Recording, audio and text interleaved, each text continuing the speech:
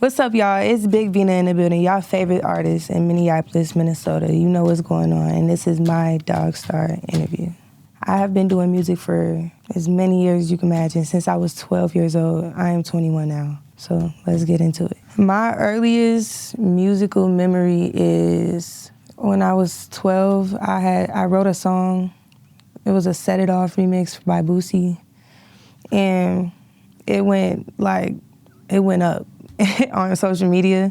And so my first performance was at the Capri Theater. And I think that's like my earliest musical memory anyways. I was nervous, but I always was into music. Like I've always recorded myself videos, or I like to record myself talking to myself like I was in the mirror, just randomly recording myself. So I was really nervous that it was a lot of people there, but it felt like home once I started to perform for real. I think my biggest role models today are my parents, honestly. I don't have like a musical role model because I don't think like I have the same type of musical thoughts as everyone else. If that's a good way to put it, I don't know how to explain it, because I sing, I rap, and I also do like blues music. I've made rock music. I've made gospel music. I have a lot of different type of music, and I just have an ear for different type of music. So I wouldn't compare myself to nobody to say I look up to them or anything. So I would definitely say my parents, they just pushed me to be the best person that I am. I don't think nobody encouraged me to pursue music, but somebody battled me when I was young. I was like maybe in 7th grade, finna go into 8th grade, and it was like this girl could rap. And we were making like little music together, and so she wanted to battle rap me at lunch. She wanted to battle rap me at lunch, and I'm not gonna lie, she whooped me. She whooped me. I almost cried because it was like, dang, everybody just watched me. But the next week, I had something for her. I said, let me just get back to it. Let me just make sure I can get her this time because I have to win.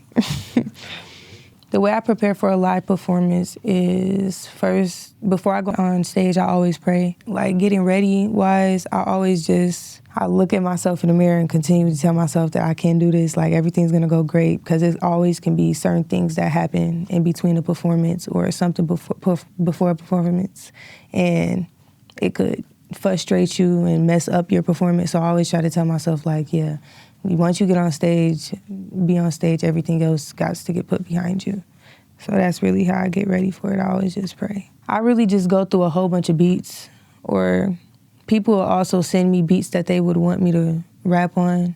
If they want like if I perform to it, okay, I'm shouting them out, letting them know that this is such and such beat. Y'all should go hit this person up. So that's really what I do.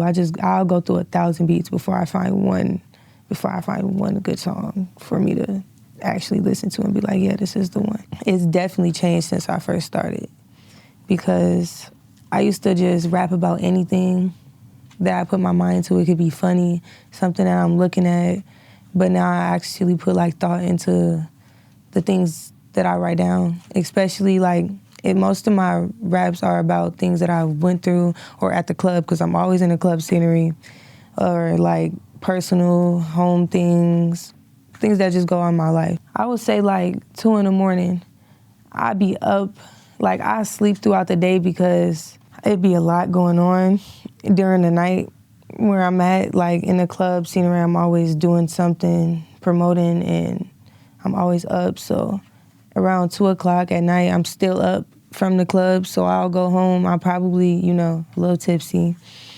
Probably got like a few friends with me, and we'll just put on a beat and just listen to it. Most of my friends rap too, so it's like, why not? Let's turn on a beat, let's see what we can do and be creative with that. One thing I want to improve is my performance. I'm a great performer, but I think like, because I've been performing, I feel like I've performed the same for years.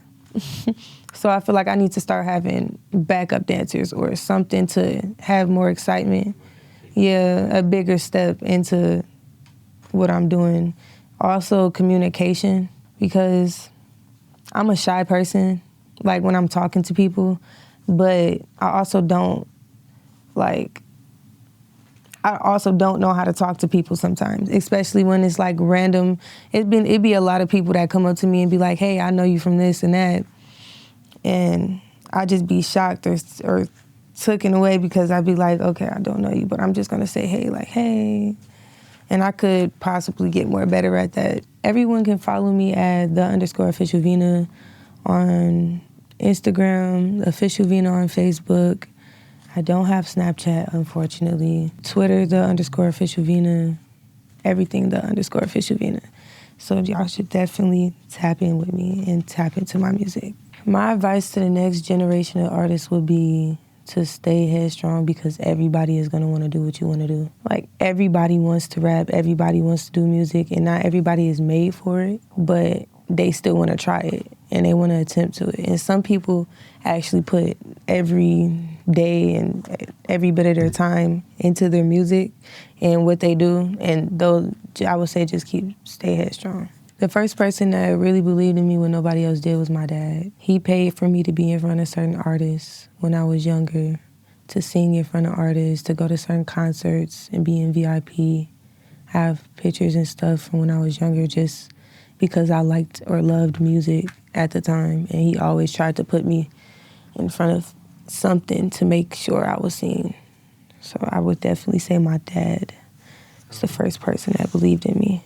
I felt like I was that artist when the first time I walked in the room and everybody kept screaming Big Vinaa. Once they did that, I knew I was that. I knew I was staying. That's all I'm saying.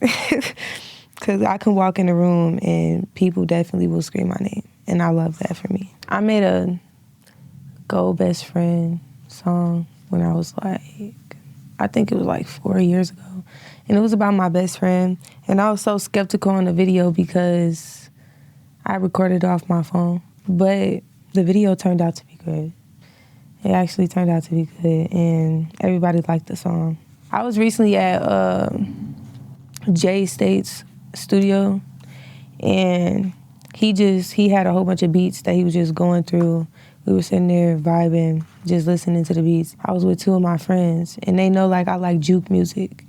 So he was playing different beats, and he came across this juke song or this juke little beat that he made, and I instantly got in the studio and started rapping, but I didn't write.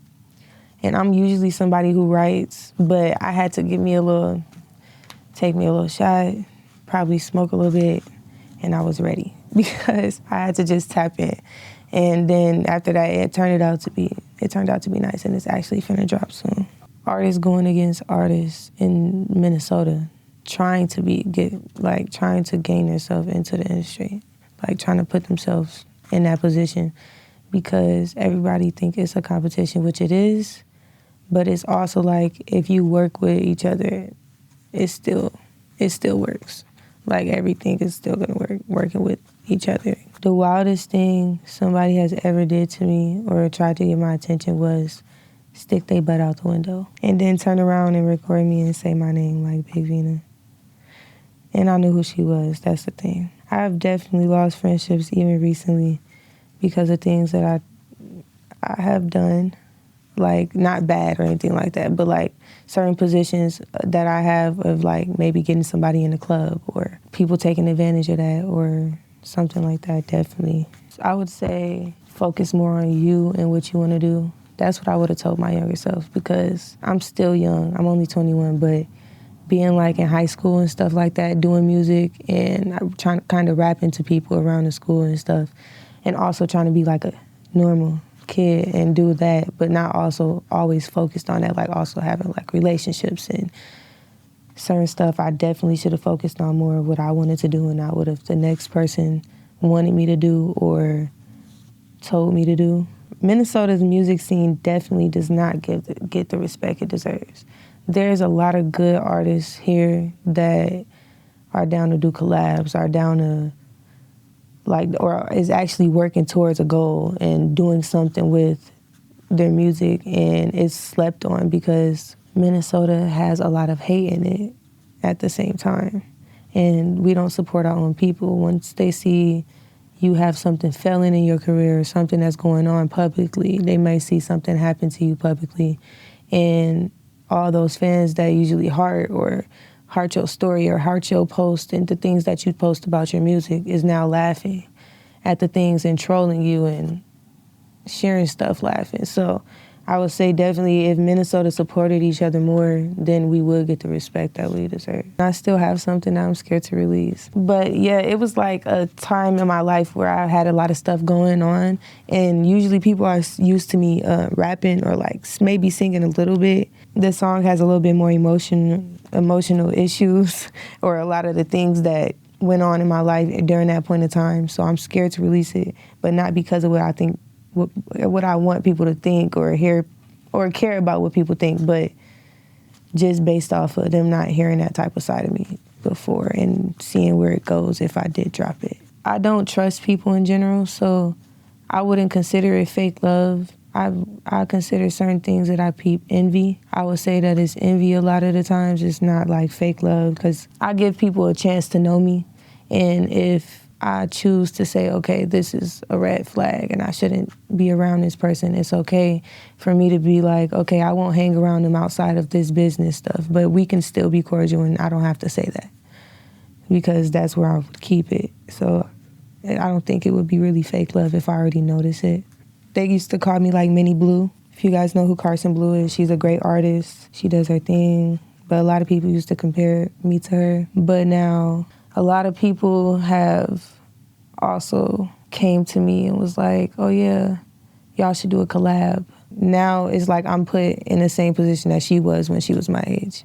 You know what I mean? So she's grown a lot and she's a great artist, but I definitely think that I'm in the position that she was before. My biggest fear is ruining my image. I don't ever want someone to think like I'm a negative person or like I'm not about business or I'm not about the things that I say I'm about or doing the things that I do based off of what they may see, because I might get into it with somebody, or, you know, there's some comments coming at me, or I might respond and I may have, shouldn't have, you know, certain things like that where something could mess up my image on what I give out to people, which is also very much just me, but I just don't want anyone to think otherwise. Carson, baby, this ain't what you want. Young and turn ho, I'm a beast. I'm giving everything you don't know. Hating shit, ho, you can rap, but I'm the one they called a gay. What you put my braids while I was young, but now I'm sober. What you want? Like, is you cool, bitch?